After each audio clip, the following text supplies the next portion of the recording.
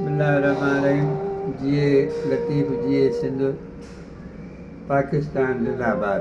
असां आहियूं पाकिस्तानी मगर सुबुह असांजी सुञाणप सिंध आहे ऐं मादिरी ज़बान असांजी सिंधी आहे। जीअं त असां तर्जुमानी असांजी सिंध जी कई आहे जीअं लतीफ़ साईं, ईअं को ॿियो वरी न कंदो। लतीफ़ साईं वली बि हुयो, अलाह जो नेक बानो बि हुयो ऐं अहल बैत जी औलादी बि हुयो ऐं लतीफ़ साईं जन जेको आहे हिकिड़ो क़ुर पाक जा मुकमल मुतर्जुमे आला आहे जिन जेको आहे जो तर्जुमो कयो आहे। ऐं वॾी ख़ूबसूरत ॻाल्हि इहा ई आहे त लतीफ़ साईं अलाह साईं खे तमामु आजिज़ीअ सां अहिड़ा अर्ज़ कया आहिनि जो जंहिंमें अलाह ताला राज़ी थी पियो आहे।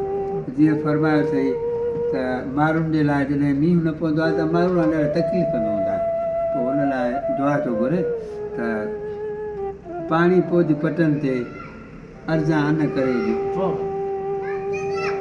ॿार वसाए त सघारनि सुख थी। ऐं मुंहिंजा हबीब मींहुं वसाए त माण्हू अञा सांगेड़ा खाइनि पीअनि। वरी ॿिए हंधि फरमाए त हिन महिल नूरीअ खे संग जे लाइ आश कई अथऊं त ॾियो संग ॼाम तमाचीअ लाइ।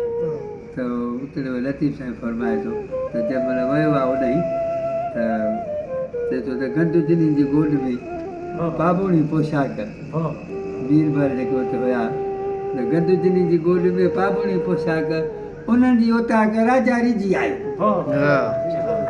हक़ीक़त इहा आहे त माना फरमाए थो त जेकॾहिं अव्हां सां तव्हांजो हबीब मोहम्मद मुस्तफ़ा सल्लल्लाहु अलैहि वसल्लम रिझी पियो ऐं तव्हांखे दीदार कराई त सम्झ तव्हांजा वारा न्यारा थी विया। ऐं मूंखे तमामु तकलीफ़ थी थिए जंहिं महिल असांजा मुस्लमान ॿार